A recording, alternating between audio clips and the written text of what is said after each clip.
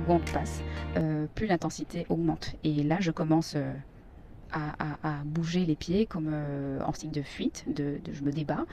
Je commence à pleurer et à appeler après ma mère parce que je suis terrifiée. J'ai peur, j'ai horriblement peur. Donc, deuxième partie, je suis en panique, en panique, en panique. Je bouge dans tous les sens, je me débat, j'ai peur, j'ai peur, j'ai peur, je pleure et j'appelle après maman, maman, maman, maman, maman, maman, maman, j'ai peur, maman, il y a un monsieur. Ça te corse. Et mon copain me dit, est-ce que tu veux que j'appelle ta maman? Et là, je force pour que la moi de 35 ans aujourd'hui puisse parler, parce que je suis toujours dans un état, je suis toujours ma conscience d'enfant en premier plan. Et je lui dis oui, oui, oui, appelle-la, parce qu'elle sait sûrement des choses et ça va m'aider sans doute à libérer. Et là, donc, elle répond pas. Donc je pleure, je continue de pleurer, je suis pas bien, je vois des images en plus qui me rassurent pas. Je ne sais pas qui est cette personne qui rentre dans ma chambre. Et j'ai peur, j'ai peur, j'ai peur, j'ai peur. Et là, par chance, ma mère rappelle. Bah, c'est mon neveu qui était au téléphone, par contre, content de parler à sa tata. Et donc, c'est mon copain qui a répondu. Et il dit coucou, est-ce que tu peux me passer ta grand-mère, donc ma mère? Et parce qu'on a un petit souci. Donc ma mère dit oui, oui, je suis là, qu'est-ce qui se passe? Et il lui explique, bah écoutez, Sabrina a besoin de vous, elle est en train de faire des libérations, elle doit vous parler, et voilà, vous allez en fonction devoir compléter ce qu'elle va vous raconter. En tout cas, il faut la rassurer parce qu'elle n'est pas bien du tout, elle est en panique. Et là, bah, il me laisse le téléphone, je suis toujours couchée par terre dans la salle de bain. Il me laisse avec le téléphone et il s'en va.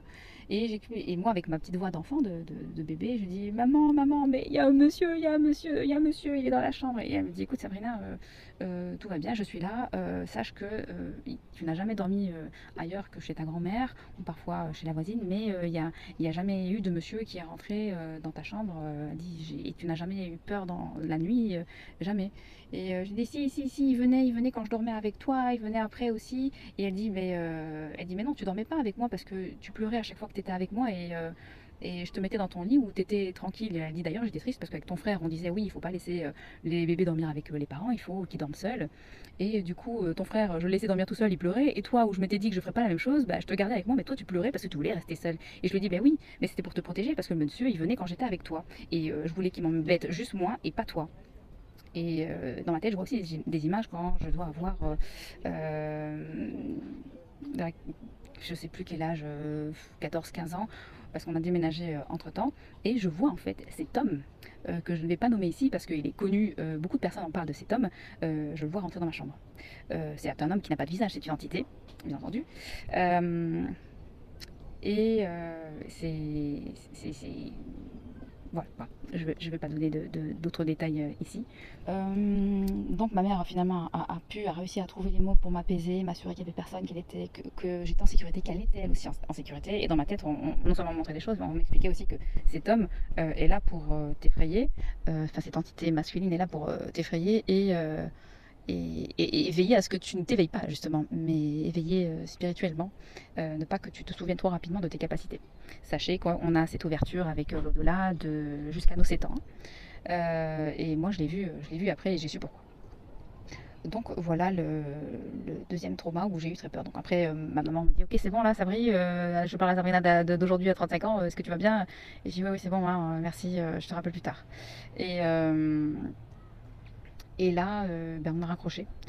Et j'ai plus trop de souvenirs de ce qui s'est passé. Je sais que j'ai été très très épuisée par toutes les émotions qui ont circulé dans mon corps, dans ma tête.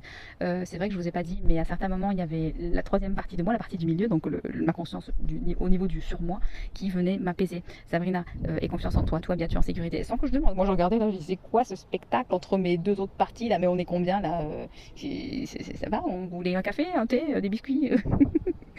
Ouais, je rigole, mais je faisais pas du tout la maline sur le moment. Mais enfin, je dis que je fais pas la maline, je faisais pas la maline, mais bah, je pleurais, il y avait des peurs, etc. Mais ma conscience à moi d'aujourd'hui qui était en retrait, j'avais pas peur. J'avais confiance au process.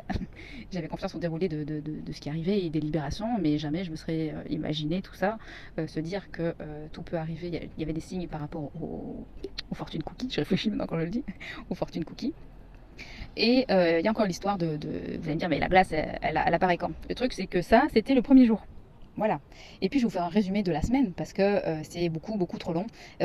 Par contre, il faut que je me ressouvienne un peu de ce qui s'est passé, comment vous le faire par ordre chronologique plus ou moins, ou au moins moi-même réorganiser tout parce que on va dire que j'ai revécu plusieurs étapes quand j'étais dans le ventre de ma mère. Franchement, j'ai vu ma vie défiler, pas dans l'ordre, pas chronologiquement, mais voilà, ça faisait des bons en avant en arrière jusqu'à mes 31 ans, 32 ans, quand j'ai commencé à m'intéresser à tout ça suite aux problèmes de dos que j'ai eu. Je sais d'ailleurs pourquoi c'est arrivé, comment c'est arrivé. Il y a encore plein de choses incroyables à découvrir. Je vous partage ça, mais il faut que je mette ça, par contre, à l'écrit, quelques points principaux pour m'y retrouver et faire une vidéo plus ou moins cohérente. Mais oui, c'était énorme. Et ce que je peux juste rajouter, c'est que la nuit du jeudi au vendredi, j'arrivais pas à dormir. Ma conscience était tellement ouverte que je suis partie voyager dans les étoiles. Je me suis retrouvée devant, pourquoi Jupiter et Saturne, je n'en sais rien du tout. J'étais devant Saturne, les gars, et j'étais en admiration complète devant cette planète, alors que je ne lui ai jamais spécifiquement prêté d'attention. Et j'ai juste eu l'info que l'énergie, la vibration qu'il y a entre avant Saturne, avant Jupiter et après, jusqu'après Saturne, l'énergie qui est là est très puissante. Alors je m'y connais pas du tout. Si vous avez des infos, je suis preneuse. J'ai aussi la même nuit, en fait je sais pas pourquoi je me suis dit mais tiens c'est quoi le processus du développement de l'embryon.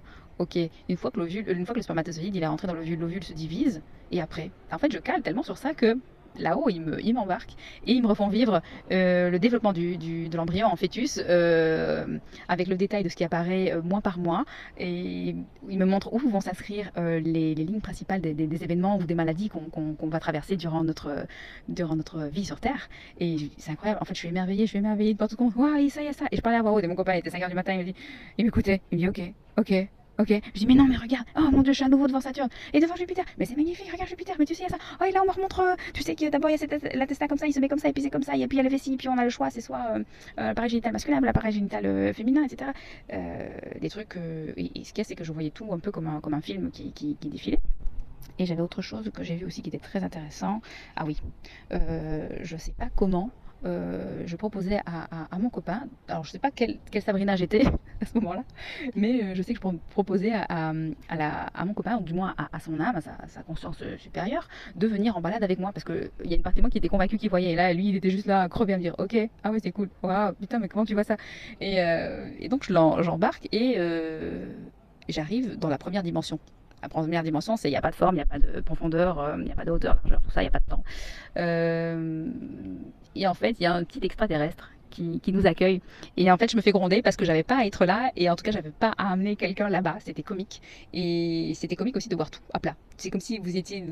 C'est une photo en fait, la 1D, c'est plat, il n'y a, y a rien, il n'y a pas de profondeur. Enfin, je sais pas comment vous l'expliquer d'autre. Euh, euh, Et après, on m'a montré comment on traversait de dimension en dimension. Et donc, je vois toutes des feuilles, et chaque feuille est une dimension, et je vois l'évolution vers laquelle on va au fur et à mesure des incarnations, etc. Et de l'évolution de l'âme. Ça me fait penser aussi que j'ai encore des explications à vous donner concernant le pourquoi du mot fleur, ce que ça a créé en moi, ce que ça a impacté. Et on va le voir au fur et à mesure des autres vidéos. Je ne sais pas combien il y en aura. Voilà, je crois que je vais m'arrêter ici parce que même moi, je ne m'y retrouve plus dans ce que j'ai dit ou pas dit. J'espère que ça vous a plu. N'hésitez pas à commenter, à partager et à me parler de vos expériences aussi, si vous avez déjà vécu des choses comme ça. Et on se retrouve pour la suite très prochainement. Merci.